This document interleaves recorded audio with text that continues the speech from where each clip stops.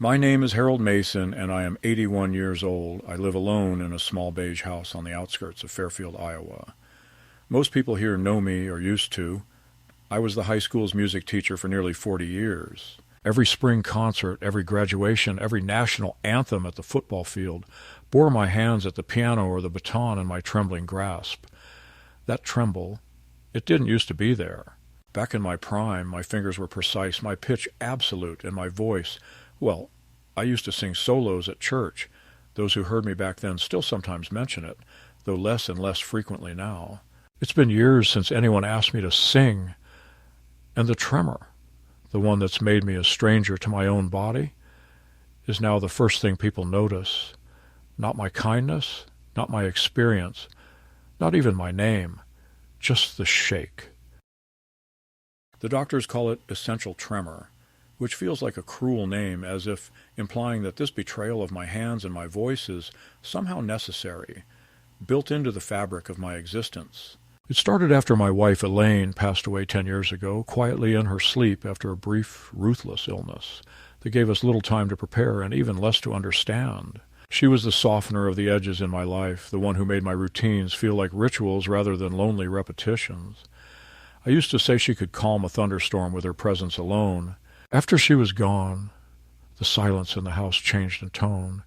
It stopped being peaceful and became heavy. That was when the tremors began, subtly at first.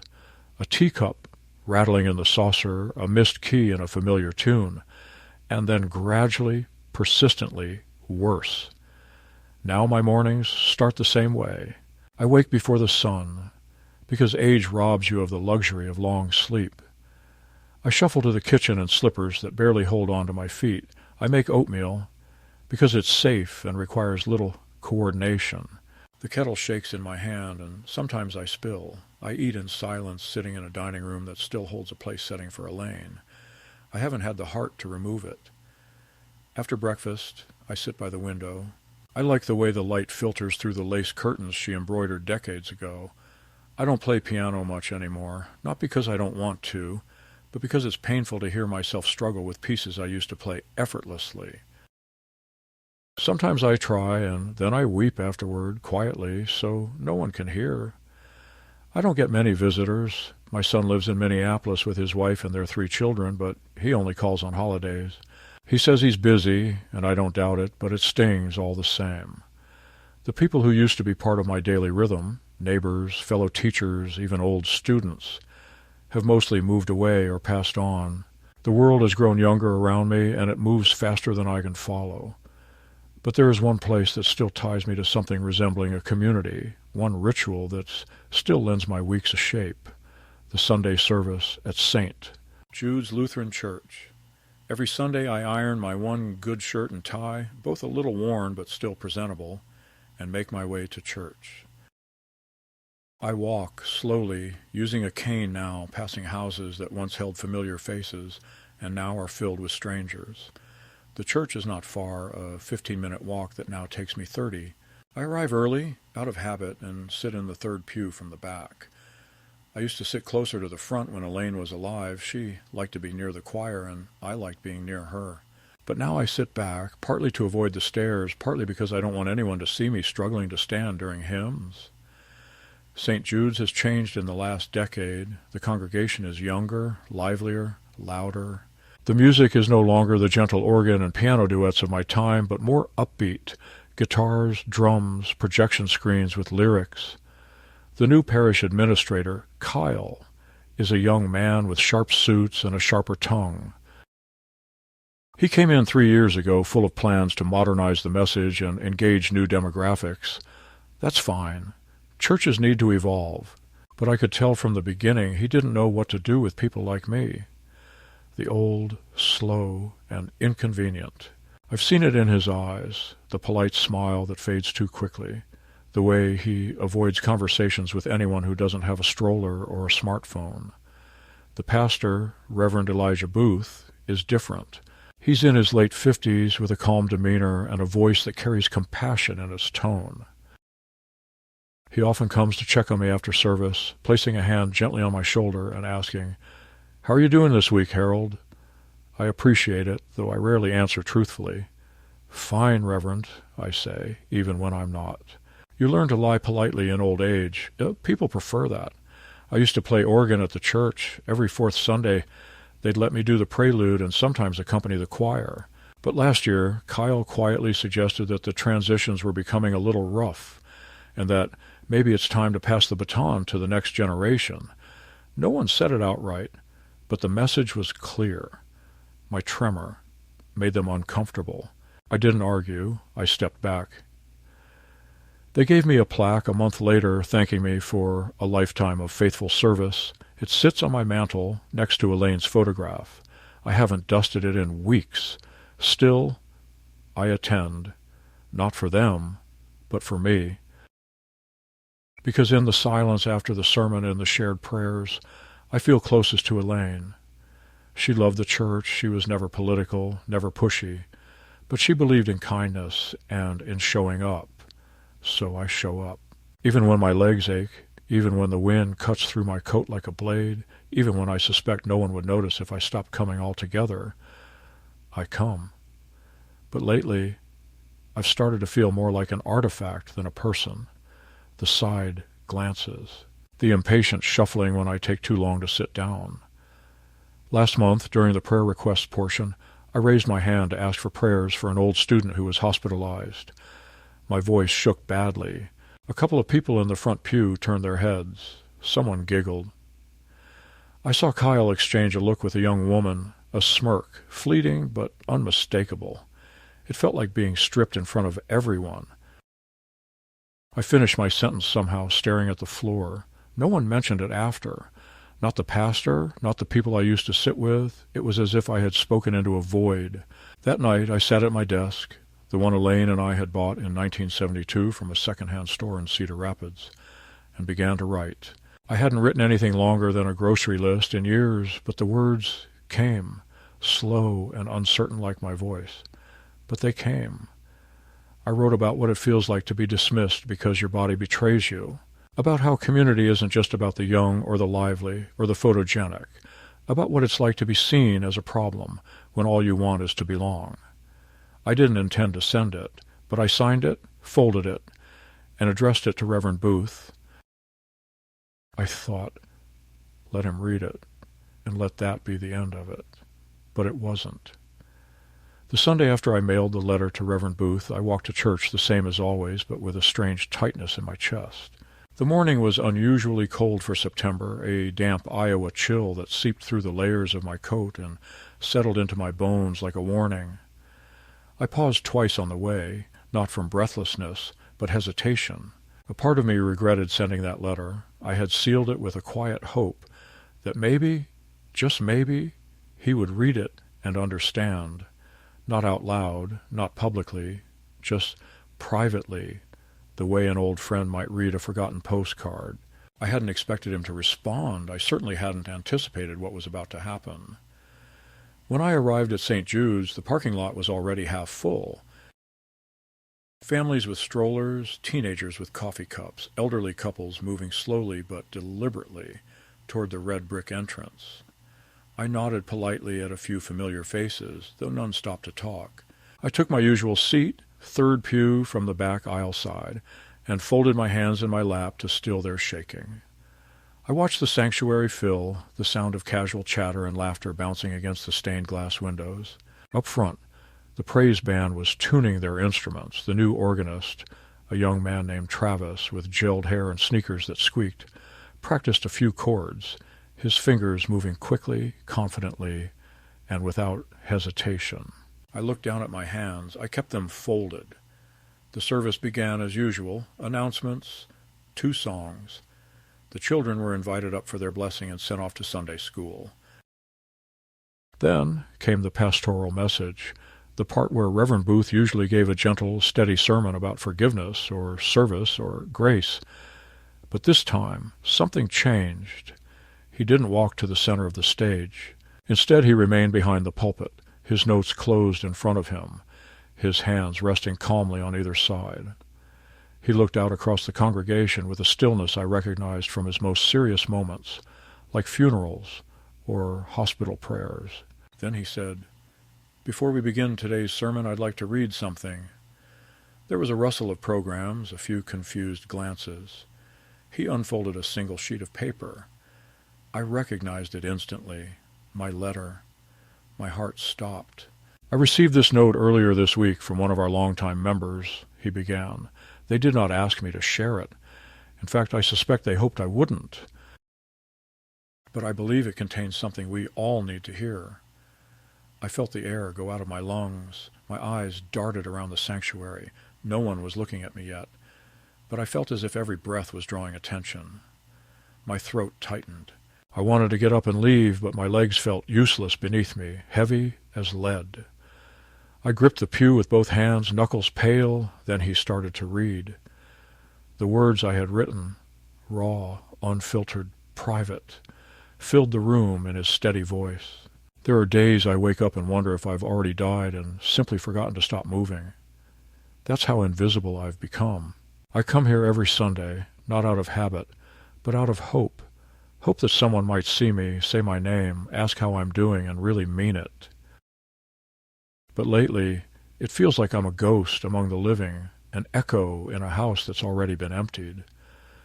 There were gasps, a shuffle of bodies, a whisper of discomfort that rolled through the pews like a wave.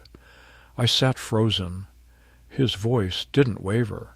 I know I'm old. I know my voice trembles and my hands shake. I know I take longer to speak, to stand, to sit. But I was not always this way. Once I sang in this sanctuary. Once I taught your children how to play the piano. Once I held the hand of my wife in the front row and wept at the beauty of a hymn. Now I am a cautionary tale. I am what you avoid becoming. I saw a woman in front of me put her hand to her mouth. Another reached for a tissue. A young man turned to look toward the back of the church, scanning faces. My hands were slick with sweat, my breath shallow, but I couldn't move. There is a cruelty in silence, in smiles that vanish the moment I pass. In being talked over, stepped around, dismissed. I did not expect to be cherished in my old age, but I had hoped to be respected, to be remembered as more than a shaky voice and a slow gait, to be part of this community still. Reverend Booth's voice softened, and he paused. The sanctuary was utterly still. No one shifted, no one coughed. I am not asking for pity. I am asking for recognition, for dignity, for a place in the room that I helped build. I am not asking to be young again. I am asking not to be erased. He finished reading and folded the letter carefully, placing it back on the pulpit. The silence lingered, thick and suffocating. Then he said, "That letter was written by someone many of you know. Someone who has been part of this congregation longer than most of us have been alive. I won't say his name unless he wishes to come forward. But I will say this. We have failed him, and we are failing others like him." My mouth was dry. My heart pounded like a drum in my ears. I wanted to vanish, to slip through the cracks in the old wooden pew and disappear into the foundation. But something strange happened next. Reverend Booth stepped down from the pulpit and walked to the center of the stage. "Let me ask you something," he said, addressing the room. "When was the last time you spoke to someone who sits alone every week? When was the last time you slowed down long enough to really look at someone, not through the lens of youth or usefulness, but through the lens of grace? The letter you just heard is not unique. There are more heralds among us than we realize." He paused again. "If the author of this letter is here today, I want to thank you. Your honesty is a gift. You have held up a mirror to this congregation, and it is not a flattering reflection. But it is a necessary one." Then, without warning, his eyes met mine. I don't know if he recognized the expression on my face or if he had known all along, but he nodded, slowly, deliberately. And then every head in the sanctuary turned. The spotlight that I had avoided for years, the gaze I feared most, it fell squarely on me. People stared, some with recognition, some with shame, some with open mouths. I didn't move, couldn't. My skin burned with embarrassment. But then I saw something unexpected. The woman in front of me turned fully around and reached for my hand. She was crying. A man 2 pews up, One of the very ones who had smirked at my faltering prayer weeks before bowed his head and wouldn't look me in the eye. Someone across the aisle, a teenager, maybe 16, mouthed, "Thank you." And in that moment, something shifted, not in them, in me. The shame I had carried so long, and the feeling of being useless, embarrassing, outdated, it cracked, just slightly, enough to let in the tiniest beam of something I hadn't felt in years. Dignity. I didn't speak. I didn't stand. I simply sat there among people who had finally heard me and wept. Not from humiliation, but from the strange, painful relief of being seen. The rest of the service blurred. I don't remember the sermon, the hymns, the benediction. I only remember Reverend Booth walking past my pew afterward and pressing something into my palm. It was my letter, folded neatly. "You did good," he said softly. I didn't answer. I just nodded, gripping the paper like a lifeline. When I walked home that day, I walked a little straighter. The tremor was still there, the wind still cold, and the distance still long. But something had changed. For the first time in years, I felt that my presence mattered, and yet I also knew this was only the beginning. Not everyone in that room had been moved, not everyone appreciated what Reverend Booth had done, and soon their disapproval would come knocking. Not on his door, on mine. In the days that followed, the church felt colder in ways I couldn't quite explain. The Sunday service, after Reverend Booth read my letter out loud, was subdued, as if the congregation was recovering from a collective embarrassment. Some people avoided eye contact with me altogether, as if my presence now carried a charge too volatile to engage. Others offered small, tentative gestures of kindness, a soft pat on the shoulder, a murmured, "Bless you," a lingering glance. But I knew the difference between compassion and discomfort, and most of what I received was the latter. At coffee hour, which I normally skipped, I forced myself to stay. I wanted to see, not just how people would act, but how I would respond. I took a cup of weak coffee and stood near the corner table where Elaine used to sit with her friends. The chairs were now occupied by younger couples, mothers rocking babies, husbands checking phones. I stood quietly and sipped, pretending to be part of the room. "Mr. Mason," someone said. I turned to see a teenage girl from the youth choir, Marissa, approaching. She had braces and a journal clutched to her chest. "I just wanted to say, your letter really moved me. My grandpa is like you. He doesn't say much, but I think he feels invisible, too. I'm going to start calling him more. I think he misses us." I smiled and thanked her, genuinely touched. But as she walked away, I saw Kyle watching from across the room. He didn't smile. He didn't nod.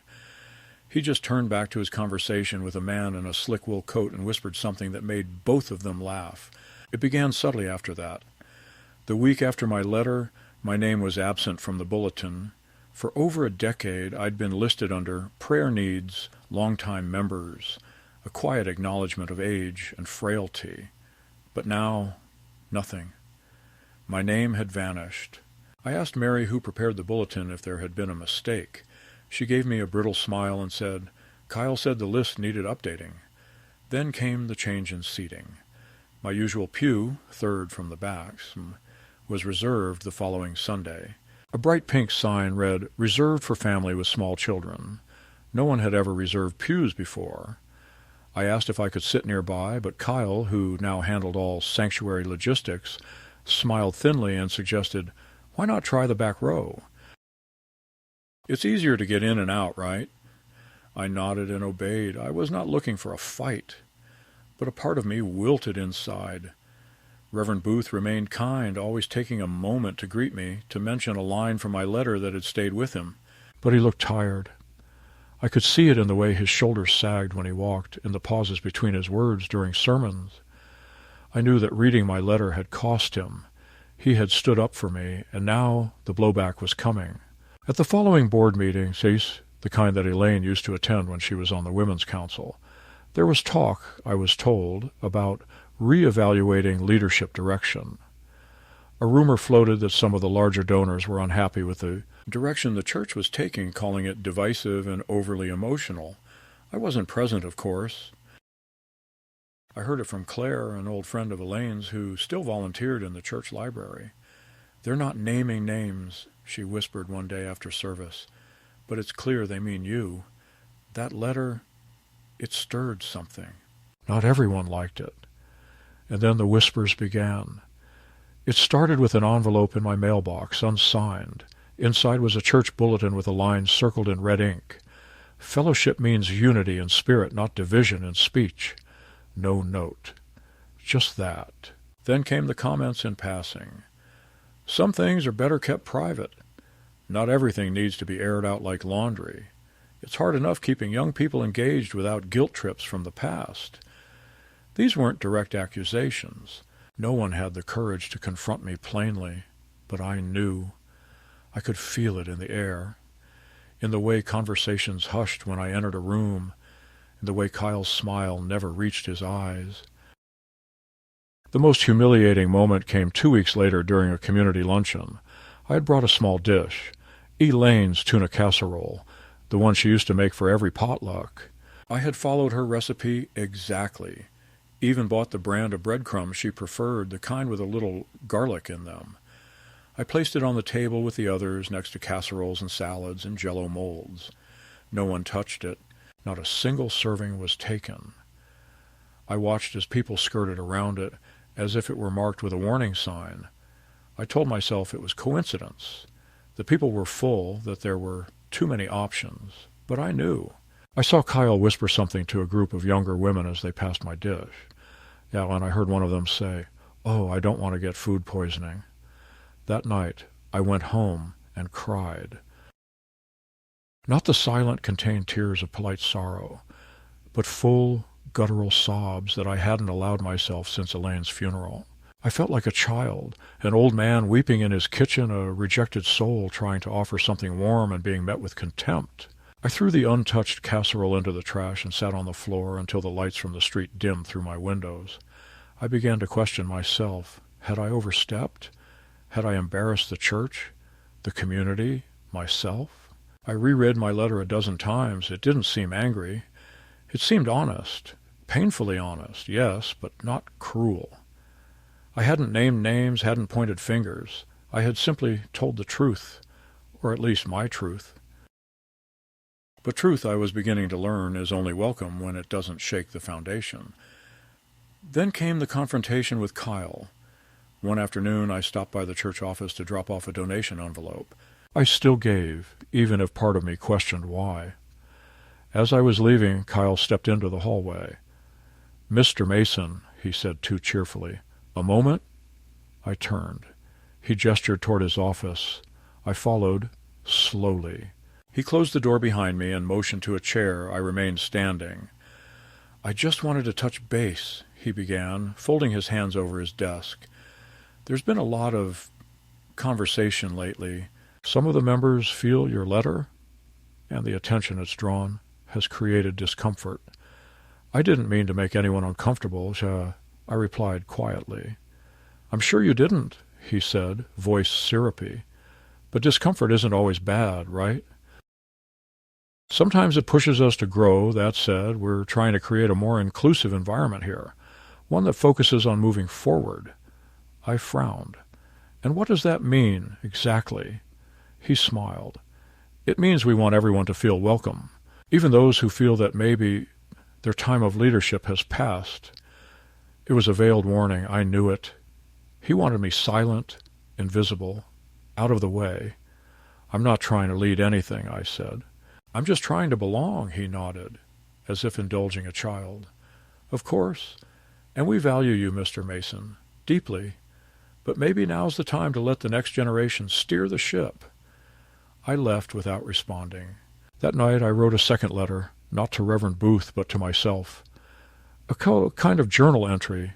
I wrote, "They want silence. They fear the sound of age. They fear the reminder of where they're headed. But I am not afraid. I've walked through grief. I've lived through loss. My voice may tremble, but it still speaks. I will not apologize for existing. I folded it and placed it in my desk next to Elaine's letters. The church was changing, and not for the better. The cracks were showing, and as much as they wanted me to fade quietly into the background, I knew now that I wouldn't, because something had started, and I could no longer pretend I didn't see it. The turning point came on a Sunday morning that began like any other: gray skies, wind whispering through the sycamores outside my window, the usual ache in my joints as I reached for the buttons on my shirt.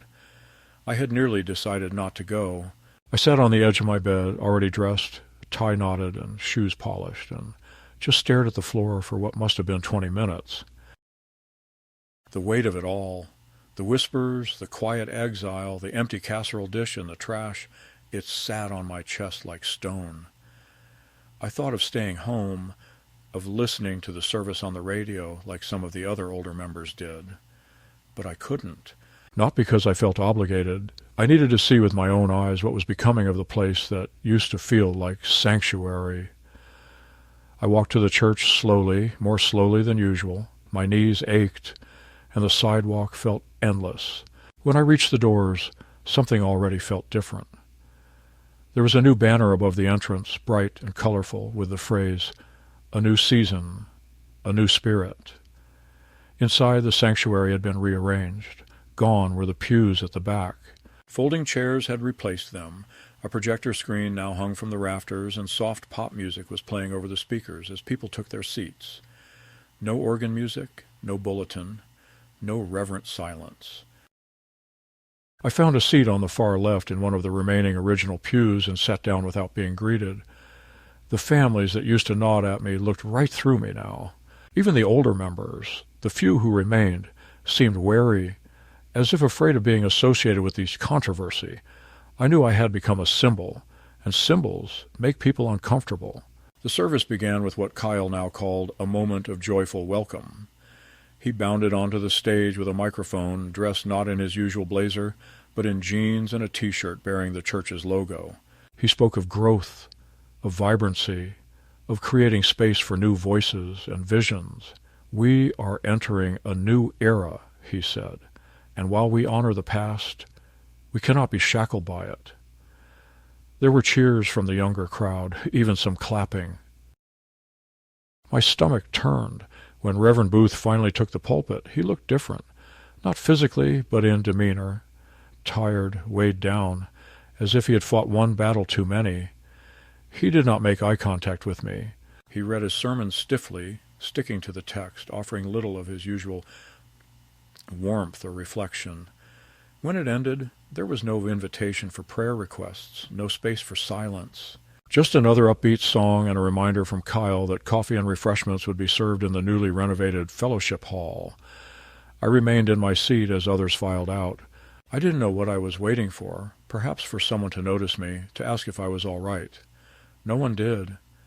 But then something unexpected happened. A boy, no older than 9 or 10, approached.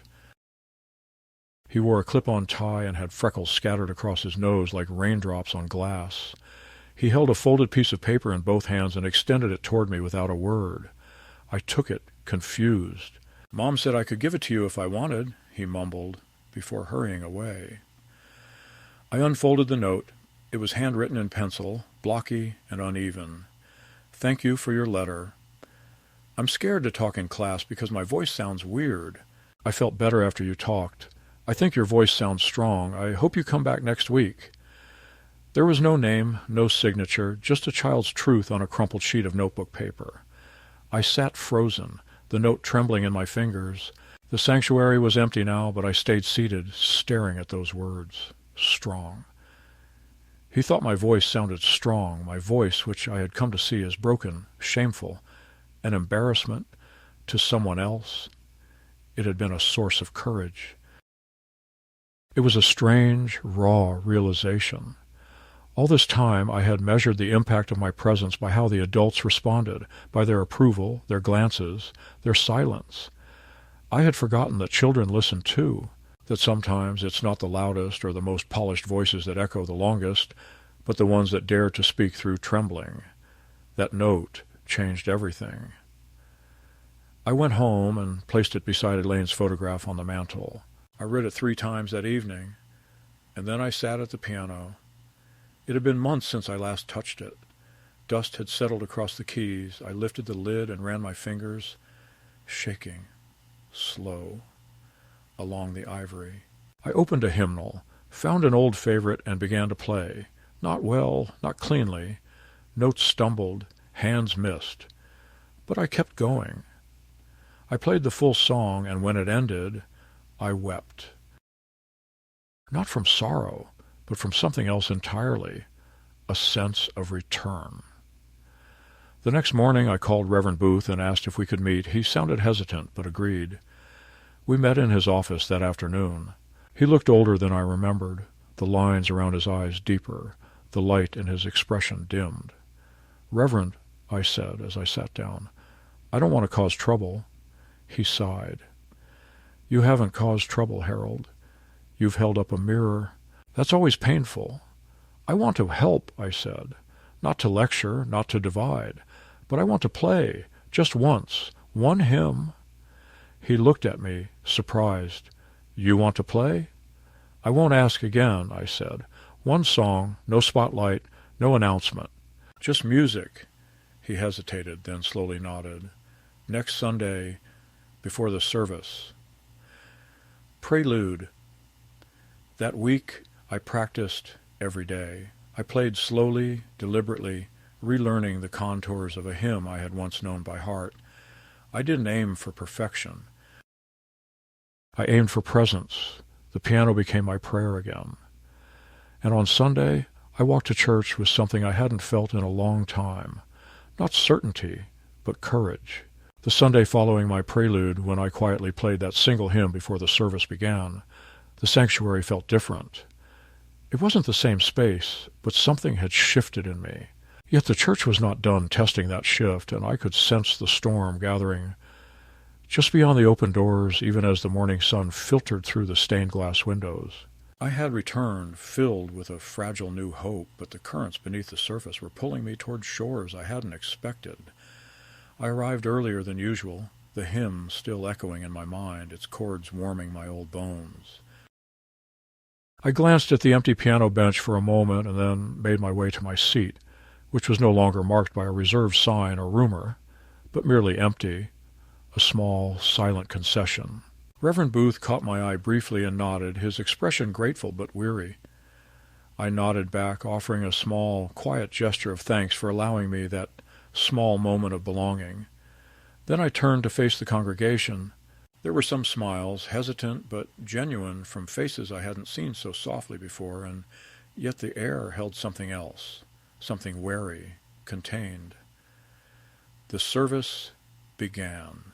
The pastor delivered a sermon about compassion and the rhythms of forgiveness, beautiful in its intention, but I sensed it was for me and for those who had withdrawn their kindness. And then came what I had known would come, though I had hoped it wouldn't. After the final hymn, amid the usual announcements, Kyle took the microphone and cleared his throat. He spoke of church staff restructuring and thanked everyone for their patience during this season of transition. He announced that the old organ would be retired permanently, its place taken by a digital keyboard and a rotating schedule for guest musicians, including youth bands, worship teams, and community groups. He didn't mention me, but I felt the implication keenly, my role as the custodian of memory, the elder whose hands once held that organ's keys with tenderness and history, was being officially replaced. I sat very still. My heart pounded, but my face was calm. It felt like a funeral for a life I hadn't known I was mourning. The loss of the instrument, yes, but more the loss of what it symbolized. Continuity, dignity, a space for trembling voices to sound with grace. I watched as Kyle smiled and stepped down, the congregation applauding from habit, not heart, and I held on to my breath until the applause faded. The shift continued after service during coffee and fellowship. The familiar corners had been rearranged. The youth group table had grown, adorned with bright posters and smoothie cups. The senior table, once in the back corner where Elaine always volunteered, had disappeared entirely. When I walked over with my usual cup of tea, a young volunteer looked at me with surprise and said, We're clearing that table for the art class. I said nothing and stepped aside, setting my cup on a nearby round table, unsure where else to go. The art class, I later learned, used that corner for acrylic painting sessions for children. Something about paint and brushes and young voices was apparently more valuable than my silent presence. That afternoon I received a letter, not part of the church's mail, but slipped under the door by someone in plain white paper. No signature. Its words were harsh. "We appreciate your contributions, but this community is moving forward. We cannot afford to hold on to the past. Please consider stepping down from any unofficial roles you maintain. Your presence is no longer necessary." It ended with no blessing, no farewell, just that cold erasure. I folded it and tucked it into my coat pocket, feeling the weight of that message settle on my chest like a stone. I didn't cry, but my breath trembled. I reminded myself that I didn't seek leadership, only belonging. I had never asked for attention, only acceptance. But acceptance, I was learning, must be granted as a gift, and in the absence of it, one's presence becomes untenable. That week, I wrote again. Not to anyone else, just in my journal of sorts. I wrote, "They want silence, clean and tidy. They fear history. They fear fragility. They fear that to honor people like me would remind them of fragility they'd rather deny. I don't blame them exactly. I blame fear." I paused, reading the words and letting them land. I don't blame them exactly. I blame fear. It was not full forgiveness, barely recognition, but it began something inside me. Saturday night I rehearsed again, a private prayer in the form of music. I played not the hymn from the week before, but something older, a piece by Mendelssohn, slow and soft and sad, yet carrying a strange promise in its melody. I played until the sound echoed off the walls, until my fingertips glowed, until tears came, not of sorrow, but of release. The next morning I walked to church, not because I thought they'd welcome me, but because I needed to be seen when I played. I entered the sanctuary as usual, but this time I did not sit. Instead I continued straight to the front. I sat at the organ bench and waited. Kyle's praise band shoes squeaked as he looked up, startled. The music director stilled, blinking. The congregation murmured. Reverend Booth rose from the pulpit, startled, then alarmed. I lifted my hands and played a single chord. It resonated in the air, not loud, not triumphant, but defiant. And then I began to play. The Mendelssohn poured out, not for applause, not for approval, just because my voice through my hands needed to sound.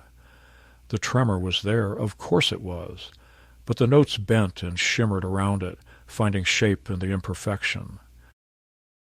I played through the piece, feeling every creak of the bench, every pulse of the wood beneath my fingers, every breath of air that carried sound of the stained glass. When it ended, there was silence so deep I thought the building itself was holding its breath. Then I stood, slowly, and met the gaze of Kyle, who watched me with shock, twisting his face. Reverend Booth stood behind me, looking anguished and awed and broken, as if he had seen something both beautiful and dangerous. Then the youth pastor, trying to patch the moment, cleared his throat and said, "Thank you, Harold." Bleak words, but those 2 syllables, your name, a name I hadn't heard spoken from that pulpit in months, landed on me like grace. I walked out without waiting for coffee hour or applause or conversation. I didn't want to see the hesitation in their faces. Outside, the air felt cold, sharp, real. I walked home without turning back. In the days that followed, the tension tightened. The bulletin came with Kyle's smiling face prominently displayed on the front cover, heralding fresh energy. My name was nowhere to be found. My pew again became not just overlooked, but deliberately vacant. No seat, no acknowledgement, no note that I belonged. I attended one more service after my performance, but was greeted with silence from the volunteers, whispered conversations at the check-in desk, and eyes averted when I entered the fellowship hall. The casserole dish from weeks before seemed like a generous offering compared to this official exclusion, but something in me had shifted irreversibly. The note from that child, the quiet moment at the organ, the knowledge that my trembling hands could still echo with meaning, They had changed me in ways that discomfort and hostility could not erase. They wanted me to be silent. They wanted me to vanish. But I'd already begun to speak through sound instead of words, and that presence, rooted in dignity, anchored in softness and truth, could not be dismissed quietly.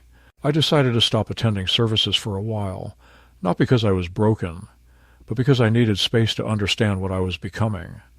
I could feel the church fracturing. Reverend Booth was under pressure, and the administration was shifting. The worship practices were evolving, and my place, once secure, once accepted, once honored, was being consciously erased. I left not out of defeat, but to observe from a distance, to let my presence linger invisibly while I considered the price of belonging, and whether my voice, shaking, aged, unglamorous, could still matter. And so the community pushed back, tightened its coils around me, but I had already begun to slip through them, not with shame, but with conviction. And that, I realized, would change everything. 3 weeks passed without my presence in the pews of St. Jude's. I did not wake early on Sundays. I did not press my slacks or polish my shoes. I did not iron my shirt or rehearse hymns in the silence of my home. I let Sunday come and go like any other day, and the house remained still, untouched by the quiet rituals that once gave it rhythm. And yet, despite my absence, the echoes of that last morning at the organ lingered, not in the sanctuary, not among the congregation, but in letters, in voices on the phone, and in the face of one unexpected visitor who appeared on my doorstep just before the fourth Sunday. It was Reverend Booth. He looked smaller than I remembered, as though something in him had folded inward since our last conversation. He stood there in his long coat, holding a manila envelope in his hand, his breath curling in the cold spring air. I invited him in. We sat in the living room, the room Elaine once filled with flowers and light, now dim with the hush of old wallpaper and drawn curtains. He placed the envelope on the coffee table, but did not push it toward me. "I'm stepping down," he said after a long pause. "The board met with me last week. They asked for my resignation, said they needed new leadership to reflect the changing direction of the church." I said nothing at first. I only looked at him, this man who had read my letter, who had let my words rise over the congregation like a song, who had given me one last chance to sit at the organ and be part of something. And now he was paying for it. "I'm sorry," I said finally. "You deserved better." He shook his head. "It was coming. Your letter just sped it up."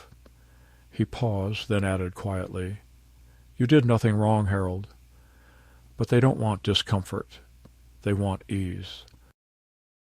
And truth, even gentle truth, costs too much. He gestured to the envelope. "They're rewriting the church history pamphlet. Kyle's taken over the project. He's revising a lot. I thought you should see this." I opened the envelope. Inside was a draft, a slickly designed brochure titled Saint. Jude's, A New Era of Community. My name did not appear anywhere. Elaine's contributions to the women's choir, her years organizing charity drives, her name, gone. The organ's installation, the decades of music, the youth music camps I had directed, the letters of thanks from students who went on to become musicians or teachers. Not a word. It was as if we had never been there. I closed the envelope slowly and placed it on the table. "This is erasure," I said. He nodded. "Yes, I thought you should know." I looked at him, saw the lines of fatigue around his eyes, and realized he wasn't just telling me. He was asking me something he didn't know how to say aloud. "They want me to disappear," I said, "but I'm not going to." "I didn't think you would," he said. He stood, shook my hand, and left. No prayer, no farewell sermon, no ceremony. Just a quiet departure into a world that had decided he no longer fit. That evening I sat at my desk and pulled out the letter I had written to myself weeks earlier, the one that said, "I will not apologize for existing." And I began to write again. This time it wasn't a letter. It was a statement, a reckoning. I wrote the truth of my time at the church, not bitterly, not as an accusation, but as a witness. I named dates, names, events. I attached photos, programs, letters from former students. I typed it all neatly, printed it, and mailed copies to every member of the church board. I posted a version to the church's Facebook page. I sent it to the local newspaper's religion section. I didn't ask for anything. I simply told the story they were trying to erase, and then I waited. The fallout came swiftly. The Facebook post went viral, not in a national sense, but locally. Dozens of former students, neighbors, fellow retirees commented, shared, and wrote their own stories. One woman remembered Elaine comforting her in the kitchen after her miscarriage. Another man, once a student of mine, wrote about how I helped him win a scholarship to college with piano lessons I gave him after school for free. A retired pastor from another town shared a letter Elaine had written him years ago praising Booth's compassion during a funeral. People remembered. People remembered us. Kyle, of course, responded. His statement was polished, careful, and condescending.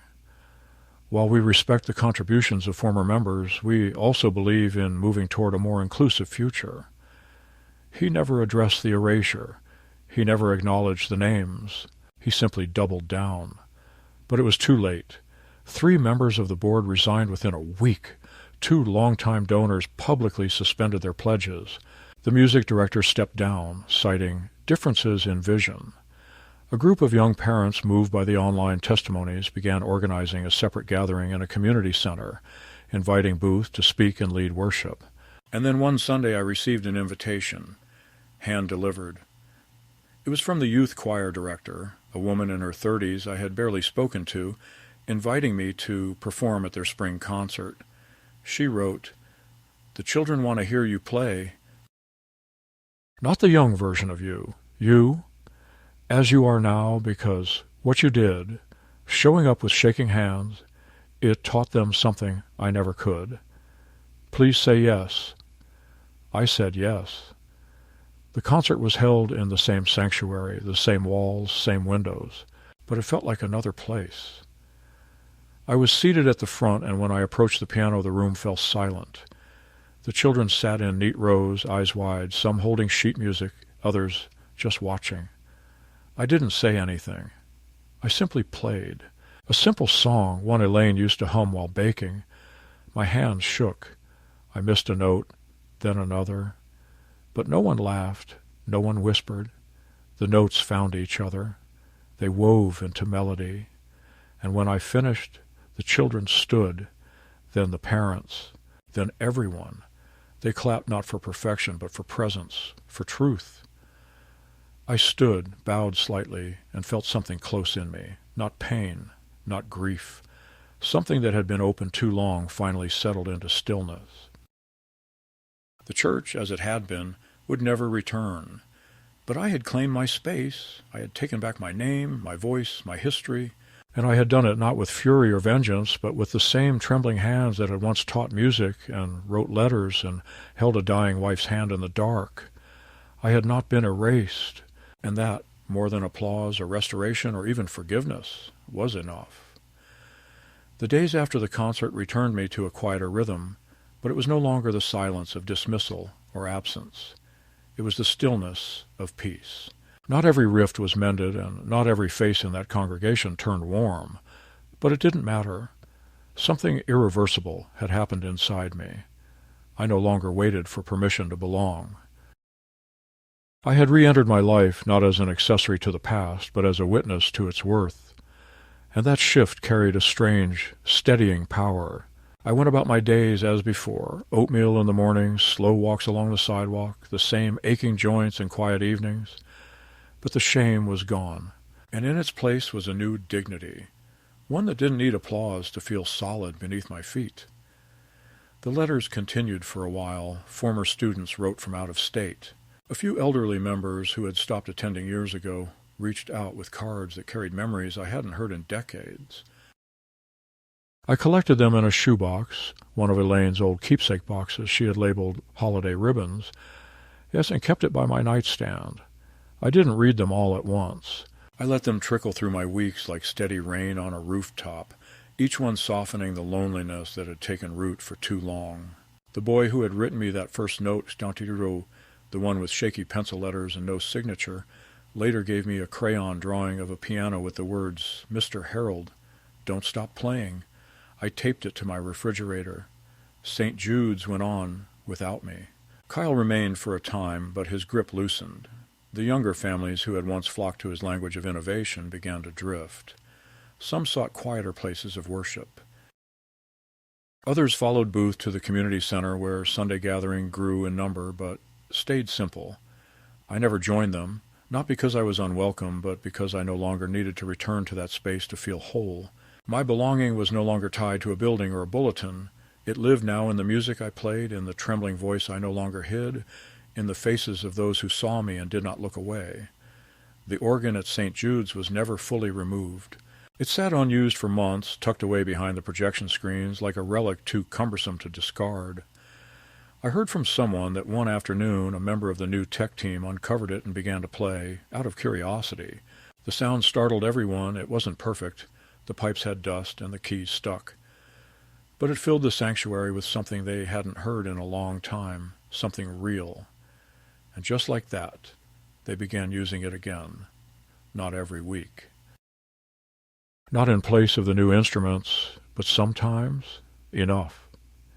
I still play in my home, in the quiet, for myself. I play hymns Elaine loved and pieces that make me pause and close my eyes.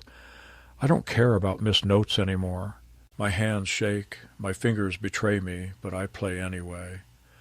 Sometimes I imagine her voice humming beside me. Sometimes I speak to her aloud, telling her what happened, how I was nearly erased, and how I spoke, how I stood, how I was seen. In the end, I was not restored to a pedestal. I was not handed back my old seat or my old title or the place they once gave me in the bulletin. But I gained something far more lasting. I kept my story. I kept my name. I did not vanish. And maybe that's the quiet miracle of growing old in a world that forgets so easily. You become your own archivist. You remember not to cling to the past, but to carry its truth forward, even when your voice shakes and your presence is inconvenient. You remember that kindness is not about nostalgia, and respect is not earned through youth or novelty, but through simply enduring, through choosing to be visible in a culture that prefers you small and silent. My name is Harold Mason. I am 81 years old, and I am still here. I still play. I still sing. My voice shakes, yes, but it speaks, and finally someone listened.